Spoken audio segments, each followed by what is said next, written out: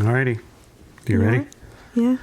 Then welcome To another episode of Driving to the Res. From your favorite hosts. No, with your favorite hosts. Oh, with your favorite hosts. Larry. And Inelia. Okay, nice job. Yeah, and I pronounced my name perfectly well. You learned it over time. Yes. Success. I shall call you Lorenzo. Okay. I probably might not Answer notice. to it? Yeah. Might take me a little while. Oh, Loren. Hey, Loren. No? If you keep doing it, you might find you'll be successful. Yeah, you must probably. just do it and do it and repeat it. And then let me know that that's what you're expecting. And after a while. Hey, Bazal. You nearly said what? You nearly said what? What? That's what you get called in the Coast Guard. Yes. They call you by your last name. Uh-huh. In school. And school too? Yeah, I can't remember. That's been too long.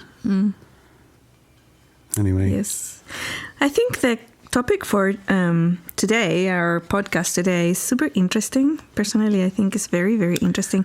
And absolutely something we have been talking about for months. I think so too, and especially having come in after our Monday and Tuesday. Today, yesterday we did a after party from our podcast. Where did you do it? So I don't know if you know or not, but on Subscribe Star For the second hour? for our second hour podcast subscribers and Walk With Me Now, of course. We do an after party where we sort of go in depth a little bit about our conversation, like about our podcast. Nice. Like whatever we talked about in the newsletter or what we talked about in the podcast or the second hour, all that up on the table to sort of have after party and say, hey, I was thinking the same thing. Or basically we connect as a group. And it's kind of fun. And it's nice to be, with your tribe. I guess that's the way to say it. Yeah. You can talk about these things. Yeah. Whatever it happens to be, and Romeo knocked the table all day. Yes. And it was a nice gathering. It was nice. Yeah. At the end of it, you felt good. Like, it feels nice. It feels nice. If individuals want to have that experience, where do they go? Well, I was going to say Tuesday, which was today, this morning, I had a second, which was a study party, because we also have a monthly class right at Subscribe Star. Yes, and Walk With Me Now. Right, and that class, it lasts about an hour of us talking about whatever the topic is. Last lecture was about animal communication, right? And then an hour of question and answers. And, it sometimes goes over, usually goes over a little bit. A little bit. Right. So we also had a study group to study or follow up on the... more in depth? I wouldn't say more in depth. It was more like you've taken the class, you've heard it, you've understood it, maybe you've applied it, and maybe you have questions about or... successes to share. It was like you gathered together and you had a little study group about it. It's like, hey, I did this, this is what I had. And we talked about 50% animal communication and 50% communication with broader everything. Nice. So it was a nice morning Very chat nice. also. So I'm finding that fulfilling, Nice. and rewarding. Yep. And it leads into what our podcast is about this week, which is success in a sense, right? Are we successful? Yeah. By what measuring stick? Exactly. Let's give it a read. Okay. No skipping the reading part this time. Okay. That upset me. Oh, sorry, darling. It's okay. Okay. There are an overwhelming amount of teachings focused on achieving success on the earth. We're artists of the light and are here for success in co-creating a light paradigm within this timeline of experience. Right. So even saying that, where our measure of success is in co-creating a light paradigm Yes. in this timeline. But what exactly do we use to measure this success? Yeah, because...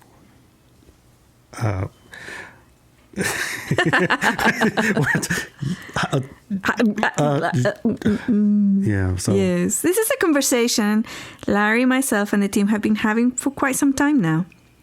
How do light workers such as ourselves measure success within a light-dark paradigm and a power over others paradigm? Exactly. It's like you're really successful in the power of others paradigm. Yay, good job. Well, I mean, that's normal measuring sticks. How do we measure the success of bringing the message of empowerment to the masses, or in raising the vibrational frequency of Earth? Yes. You know, I've seen the little thing that has a Schumann resonance indicator, and it says there's a frequency of the Earth, but I don't know that it actually is changing, but I know it gets louder every now and again. That's true. And I think that was related to the sunbursts of whatever's. Right. So, I mean, we couldn't use that. No. So we're We're it's looking. like, it's like, how about this? How about this? Maybe Can I this. tell you what success is to me? Okay. All right. Success to me is very subjective. It is very much attached to life force and evidence of the level of high frequency in a person's life. Success would look like a person who is in charge of their journey and carries it out with ease. At the same time, objective evidence has to be present and include an innate ease in navigating a light-dark paradigm. After all, we're the light path makers of the new paradigm. Hey. Yes? There is light in the light-dark paradigm. Yeah, I know. Just saying. Sometimes we forget. Most every time we forget. Yes. Almost always, that's the thing that you forget. Yes. So ease in the path that you take, right? Yes. No unnecessary darkness. But also be in charge of the path you take, right? Actually picking it? Yes, actually picking it and traveling it of your own volition and your own choices, conscious choices. That is really important because many times when a person is following somebody else's path, To repeat it, replicate it. or even just instructions of what the path of success should be, Yeah. when I look at them, I can see certain aspects of the game theory, ding, ding, dings, like, yeah, you achieved it, yeah, you achieved it. You did it, you win. You win. Yeah. But it's so transient and it doesn't really indicate success to me. Well, I have a story. Okay. A short one. A friend of mine who we went fishing with a few times, he bought, from the very first day he went fishing, his dream was to have a certain boat, right? Okay. And it's big kind that goes in Bristol Bay, goes fast, big diesel engine. It's like 30, 40 miles an hour, and it just looks like a spaceship. You know which one I'm talking about? The big squarish looking giant. It's a giant little boat. It's the best way to describe it. Remember, it's the boy whose boat is tied up next to us is the giant black one. Mm-hmm. Yeah, his boat, his new boat. Oh, the new boat. Yes, yeah, yes. that was his dream, is to get one of those, right? Okay. His dream, his absolute dream, and to have his kids fishing with him. Okay. And so he was walking down the dock and he was upset. When did this happen? Oh, it's a month or two ago. Okay. Maybe a year. Okay. Somewhere between a year and a month. Okay. He was walking down the dock and he had a lot of stress and pressure and this and that and the other thing. And I was asking him, so what's going on? And he was like, this and that and the other thing about this and that and the other thing. I said, about, your new boat and all that. He's like, yeah. And then I'm stirred about this. I was like, this is what you always dreamed about, is having that, right? He said, yeah. So you did it. You won. That's it. Everything now from here out is ice cream, right? And frosting. It's like, if you go catch fish with it, it's okay, cool. But you got it, right? And your boys want to fish on it, right? So you just got everything you dreamed for. Yes. Are you happy? Are you happy? Because he was so miserable. Right. I was like, maybe you should be happy for a minute. Just take the win. Take the win. Take the win. You got it. You got the boat you always dreamed of and the kids that want to fish it. Yes. So do it. What did he say? He took a pause and he was like, yeah, that's a good point. And he could ease into his journey again because he had, it felt to be that he had forgotten that his dream Yes. Sometimes you do. there, right? Mm-hmm. Yeah. Yeah. He was successful by his measure. But he tossed his measuring stick when he got his success. Right, yeah. So funny. Yeah. Yeah. Anyway. All right. How do we measure the success of bringing the message of empowerment to the masses, or in raising the vibrational frequency of the earth? Success to me is very subjective. It is very much attached to life force and evidence of the level of high frequency in a person's life. Success would look like a person who is in charge of their journey and carries it out with ease. At the same time, Objective evidence has to be present and include an innate ease in navigating light-dark paradigm. After all, we are the light path makers of the new paradigm. So we already did that part. Yeah, but it's worth repeating.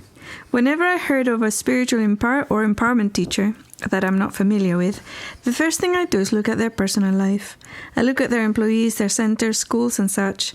If I see individuals who are relaxed, happy, physically and energetically healthy, then I become interested in their teachings.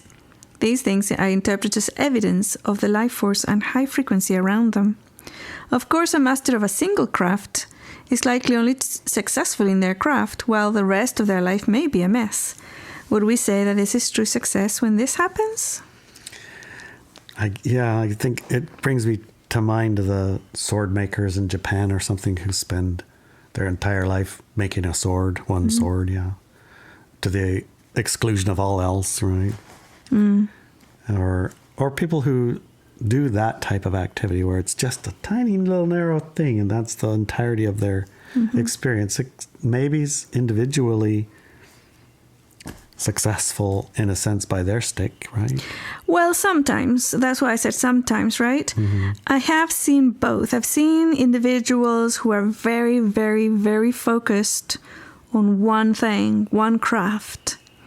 Could be physics, chemistry, could be like painting or model making, or could be like a lawyer or an accountant, doctor. And they're very, very, very focused on that thing to the exclusion of everything else in their life. For them, often that exclusion doesn't mean anything, but that's very rare. Like they're completely 100% focused on their thing that they chose to be successful at. And nothing else really matters, right? But there are a very small number of people who are like that. I have met one in my entire life, right? I'm in my mid-50s, I think. Maybe late 50s. I don't know. Something like that. You're in 50. Anyways, I've met one person who was like that. And successful. He was successful right? in that, extremely successful, very happy. He considered entering a different path in life or adding a person to it, like entering a marriage. And it turned out that would not have been very good. So it didn't happen. And he dropped it. So he continued being very happy, very successful in his craft. And the rest of the individuals that I have seen do that, just concentrated on the one thing and not really paying much attention to everything else or sacrificing everything else, they haven't been happy.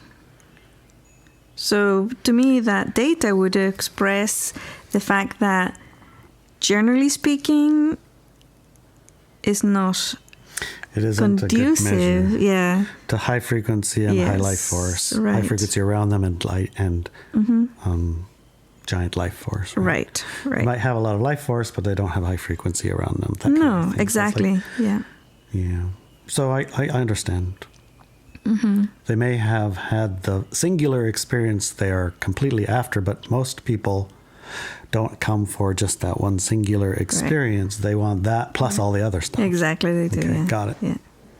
For us, Larry, the team, and I, success needs to express in every single aspect of life when people are looking at our lives, right? Why? Because we teach sovereignty in all of life, not just one aspect of it.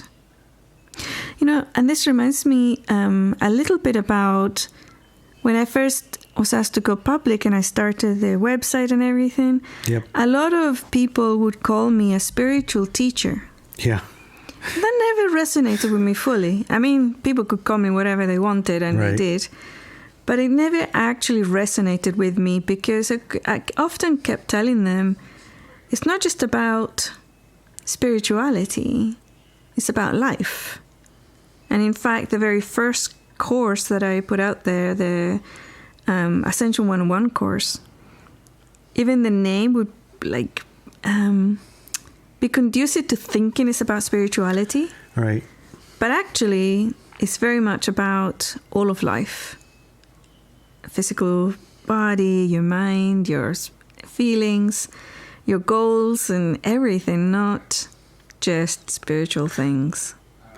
So for me, it's like, as a reflection of success, it would have to be all of life, not just one thing. Yeah, gotcha. Yeah. But what is our measuring stick? Yeah, in our conversation, right? Yes, in our conversation of what will we use for a measuring stick? Yes. To say, yes, this is the right thing to be doing. No, this ain't the right thing to be doing. Right. So, yeah. Interestingly enough, Inelia shared Krishamurti's most famous quote with me the other day. It says, "It is no measure of health to be well adjusted to a profoundly sick society." He was using this to understand our reported numbers of subscribers on the internet. The numbers are not increasing as we had hoped to use as a measure of our success, because we decided, let's measure our success by how many subscribers we can get. Let's get 2 million subscribers to reach 2.5 billion people. Anyways, by now we had planned, like I just mentioned, for 2 million subscribers in our newsletter, for example. But since we put in this goal, we have not increased our numbers in any significant way. Single digits up and down, which is itself pretty remarkable if you think about it, since it would be really hard to produce the content we do in the methods and variety of places we do and still have the subscribers remain precisely the same over a course of years. Yeah, it's almost ridiculously impossible. It's like, yes. If you did nothing, or yeah, whatever you could come up with, I think whatever I'm going to do, I want those numbers to stay exactly the same. What do you think you would have to do to try and achieve that for a marketer? Right, You're like, right. Ooh, geez, you can't write too good of an article, honey. You might get too many eyes. You can't write it too badly because you'll lose too many eyes. No, so I think you have to write it exactly right. So and then when you talk, you probably have to be careful not to get a pretty microphone that has all these pretty colors. Right. Because you might attract too many people who like pretty colors. Right, maybe. You have to be careful not to get the... Yes. It's impossible. Impossible. I really like the quote. Yeah. Yet I'm sure many people interpret it differently. So I researched the teacher and the quote to see what was meant by it. It appears that Krishamurti never said the words. How can it be a quote then? But the words were a summary of various sentences he did say when talking about mental illness. Yeah. One of them was... And this is really important. He was literally talking about mental illness. Yeah, okay? Mentally ill people. Yes, he talked a lot about that, actually. Okay. Is society healthy that an individual should return to it? Has not society itself helped to make the individual unhealthy? Of course, the unhealthy must be made healthy. That goes without saying. But why should the individual adjust himself to an unhealthy society? If he is healthy, he will not be part of it. Without first questioning the health of a society, what is the good of helping misfits to conform to society? I like that part in the middle. If he is healthy, he will not be part of it. Exactly. But it doesn't mean if you're mentally ill, that's healthy. No. It doesn't. No. It means that would be a natural consequence of a unhealthy society. Healthy person being engaged with in a unhealthy society. Mm-hmm. Right. Okay. Well, a healthy person would not engage with society, so the healthy or not healthy part of them would not come into question because nobody would really pay any attention to them. Well, I guess it matters our definition of what a healthy person is. Right. Yeah. A person. Anyway, yeah, we kind of get it. It's like that's the problem with the quote and the detail. Yes. Is without the context. It's very easy and to without the entirety, you can apply a lot of meanings to it that are all a huge variety of meanings. Yes. Yeah. So when I became conscious and aware... Wait, you forgot you were growing up still. Oh, yeah, I'm growing up. So that's the quote. Yeah, that's a quote. Growing up and for all of my early adult years, I struggled with what was the measure of success. I really did. I don't know about you. We've seen some photographs coming up on your screen just now of your success, right? There was a photograph of you in the Coast Guard and you looked very happy. You did actually look happy in that photograph. It was just when you first get out of boot camp, you are Successful. Superman. Let me tell you, Superman. Yes. And you're squared away, and all your stuff is in a line like it's supposed to be. Yeah. And your uniform is all perfect like it's supposed to be, and your boots have a little shine on them like they're supposed to be. Yes. And then you get there, and the measure of success Changes. leaving boot camp, at boot camp, and then at your new station, massive radical different. Oh, geez. It's like all the stuff you did ain't worth a nothing there. As a matter of fact, having shiny boots is bad. Oh, no. They call you a boot. Oh, no. Which is a negative Derogatory, thing. yeah. You're a dumb person wasting his time on boot camp activities, and this is the real world. We don't worry about shiny boots here. Yeah. But if you don't have shiny boots and you go to your inspection, then they do worry about it. Oh, my goodness. So you don't know what to worry about anymore. You're all Right. lost in space. Your new measuring stick is all over gotta the figure place. it out. It's all over the place. Yes. But what about you at there? that moment, I was very happy. Yeah, you looked very because I happy. had succeeded and picked my station, and everything was like, hey, this is exactly what I asked for. Yeah. Yeah. And then the other boat, when we bought the North, when I say we, I mean my crew that came with me, and we rigged it and bought it and put it together and brought it out and all the other things. And we had a dream one day, one thing, one time, can we just fill this boat all the way to the top over to flow it? It seems an impossible task. Yeah. There's It's a big boat. practically no way that could ever happen.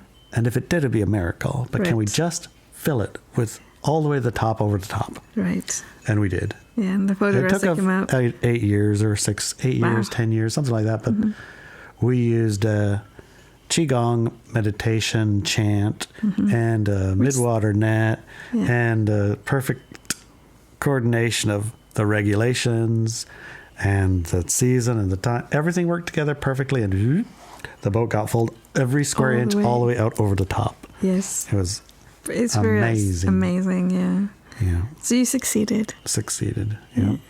How did that feel? That felt excellent, really. It was like, wow, actually did it. Yeah. And how does it feel now? Still excellent. Yeah. That's really good. That's a nice. Yeah.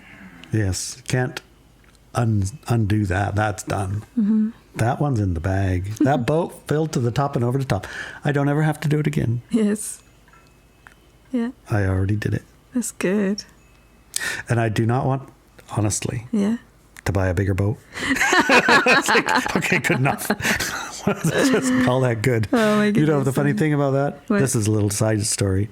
So some years ago, there was an earthquake in Kobe, Japan, Yes. which seems like here we are in Nia Bay, Washington. That should Affect you? affect you as zero. Even if you think maybe there's tsunami or something. Yeah, there wasn't.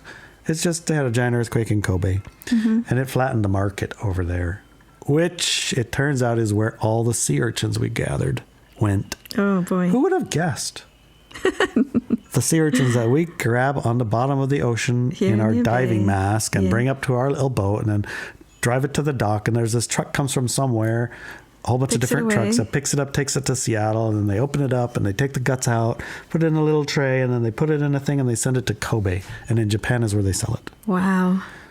Which, when This there is is no earthquake. Kobe, it means that There's no nobody market. wants urchins. They can't Right. buy urchins because there's nowhere to buy them because they didn't have a second place. Wow.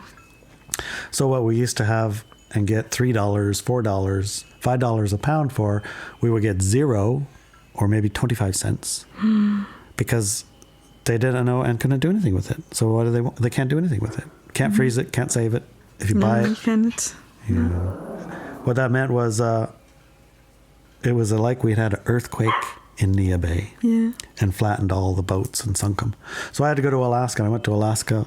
Well, I didn't have to. No, you chose to go to Alaska. Yes, we've been working on a language thing. The language, Language yeah, of how you talk about yourself. Yeah. Right. Anyway, in this case, I think I will go to Alaska. I always wanted to. And I think I'll work on a giant ship because I love being on a giant ship. You know that, don't you, honey? Yes. Yes. And I got there and it's like 400 or 500 foot ship. It's giant, right? Big. Yes. They have a fish hole on that thing. Yes. It's a freezer. And we were going fishing on this giant ship to fill it up. Wow. And when you get into the fish hole, the freezer, You can't see to the roof. It's so far up. Wow. Can you imagine how big that You is? can only barely conceive of it, let me tell you. And the thought or the idea that you could even ever fill that up was impossible to imagine. Wow.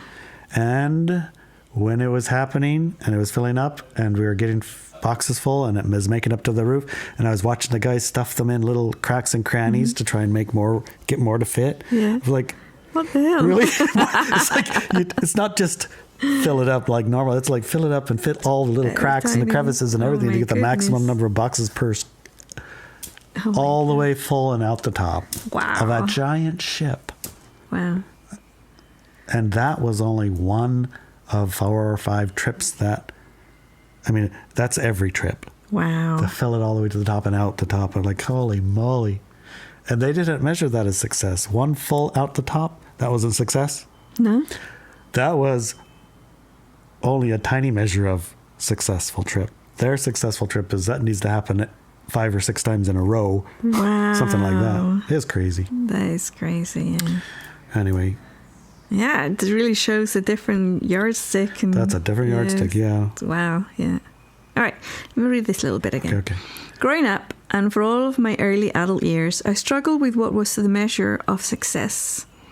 What was I supposed to aim for? How would I measure what I thought I was supposed to be doing? I looked for guidance from my parents and teachers, but over and over again I could see that they were not succeeding by any measure. Not only not succeeding in their personal goals, but also not succeeding in life. When I became conscious and aware of what was expected of me by the human collective, rather than my parents or teachers, things changed a little bit. Good. Instead of pursuing what I had been told, in other words, to pursue those things that would make me happy, a contradiction in itself, as happiness does not come from external transient experiences, I decided to use a different measuring stick. This stick came with a sentence. Does me doing XYZ facilitate and accelerate the delivery of a message of empowerment or not? Of course, the delivery of the message of empowerment is not everyone's reason to be here. Most light workers are here to express their highest frequency and have that frequency reflected back to them in physical experiences. A more useful universal measuring stick for your day, actions, feelings, thoughts, and creations might be something like, if I do XYZ, does it facilitate and accelerate my expression and the physical reflection of my highest frequency? That might be a mouthful. One of the things that popped up for me... What? It might be a mouthful. Why? Well, I love it. It's very precise. It has the precision of a magical spell, you know? It is. Where it hasn't got room for a wiggle of the wrong in there. Mm-hmm. And I think that it's worth mentioning that that's what it is. That's why it's worded that way, so that it has precision. That way. It is precise. It needs precision, and precision requires language. Language has a meaning, and in this case, this means something. So take it on board like it's written. Yes. Try not to I'll just... And the other thing Okay. that is often misinterpreted Okay. is that people think that this sentence is only used for very major decisions in life. Yes. However, this is a sentence to use from the moment you get up in the morning. If I stay in bed an extra while, 5 minutes, 10 minutes, 2 hours, does it facilitate and accelerate my expression of the physical reflection of my highest frequency? Sometimes it does. Sometimes it does. And sometimes it doesn't. And sometimes it doesn't. That's why you ask it every time. That's why you ask it every time. If you're going to eat ice cream, right? Yes. Does this facilitate and accelerate my expression and the physical reflection of my highest frequency? Sometimes it does. Maybe sometimes it doesn't. And sometimes it doesn't. I mowed the grass this morning. Today I've looked at it. I asked about that. I thought, yes, this time it does for sure. Yeah. It wasn't I'm going to martyr myself. It wasn't I got a blah, blah. It wasn't this is a chore I have to do or else X, Y. It was this is a nice thing and I want to do it. I want to try out my mower and it's a beautiful sunny afternoon. I like to do something physical outside. Mm-hmm. How is that a reflection or facilitating my expression of higher frequency and something? Well, it's not like I went out there with a, scissors and made a ugly design in there or something, right? I made it pleasant to feel and look at. Yeah, so good. It did. So yeah, the answer was yes. Yes. So that's really important. Right. It's not just a giant thing. Should I buy this house or not? Right. And the other thing is that it's a very personal question to ask ourselves. And it's not something that, for example, somebody comes up to you and says, hey, do you want to go out with me? And you Sure, say to honey. them, What? and you say to them, let me see if it facilitates and accelerates my expression of the physical reflection of higher frequency. Hold on a moment. Hold on. I got to evaluate this Right. based on my, Yeah. And furthermore, this is something that I wanted to talk about during our podcast, not so much in the written one. Very, very important. Yes. When we're looking at group actions, Yes. if we do XYZ, does it facilitate and accelerate our expression of the physical reflection of our highest frequency? So use our. Yes. Okay. Okay. And I wanted to keep that for the podcast because the newsletter, like First Go, a person gets the niggle or is committed to listening to the podcast around it. That's the person who's already ready to start working and collaborating with others in their life. Yep.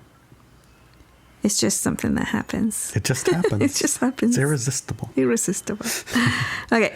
One of the things that popped up for me when looking at this topic was that the way I have been measuring things is prior to doing the thing, while society measures things after the person has done them. Cause effect. Yeah.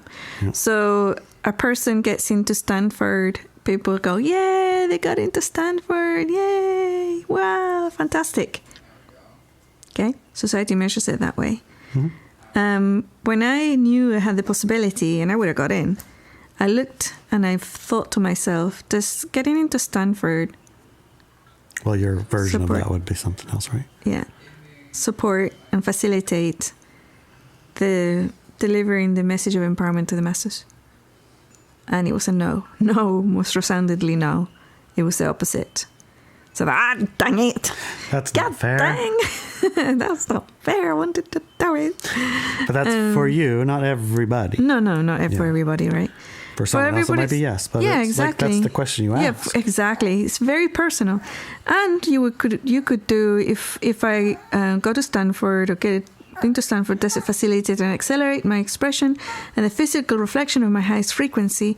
Or you could do, like, if you're already in a tribe, family group that is working together to create and co-create a high frequency paradigm here on Earth, you could say, if I go to Stanford, does it facilitate and accelerate our expression and the physical reflection of our highest frequency?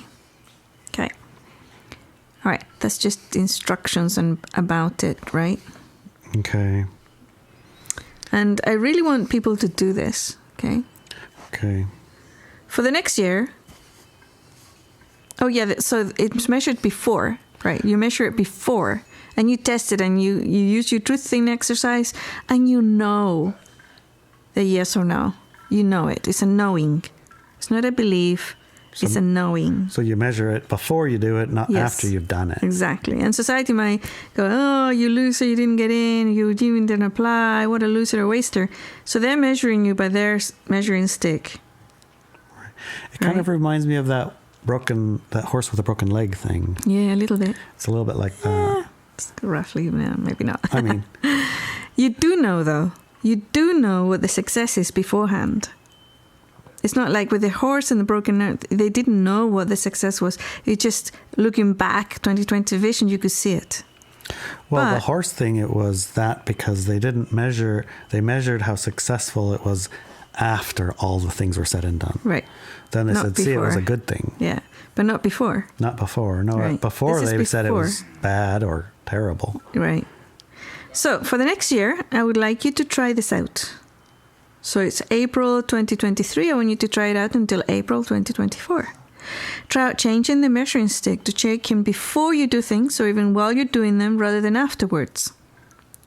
Does this negate the Krishamurti measuring stick of sick person justifiably so in a sick society?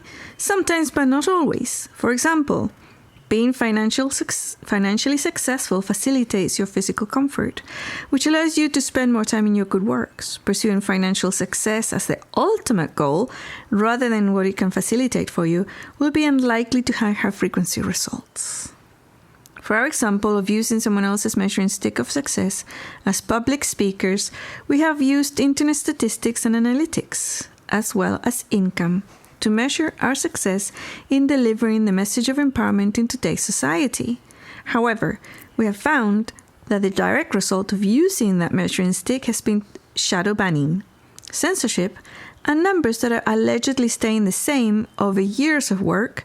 Yet, when we look at our lives and those around us connected to the work we do, they're filled with ease, love, companionship, inspiration, financial support, and enthusiasm, and definitely an increasing amount of allies and co-creators. That's just one example. And we will explore this further in our podcast, which we have! In our second hour podcast. Yes. I imagine Ilya and Adelina have a ton of questions since we've been working and talking about this for some time now. Yes, we have. Yeah. Yep. Yeah. And it's going to be fun. So if you want to explore this further with us, if you want to have things like after parties, if you want to have things like monthly classes, if you want to have study groups, if you like joining your tribe in your community and being able to talk to people and share your high frequency enthusiasm with life. And if doing so facilitates and accelerates your expression of the physical reflection of your highest frequency, then join do us. it. Okay. Love you, honey. Love you too.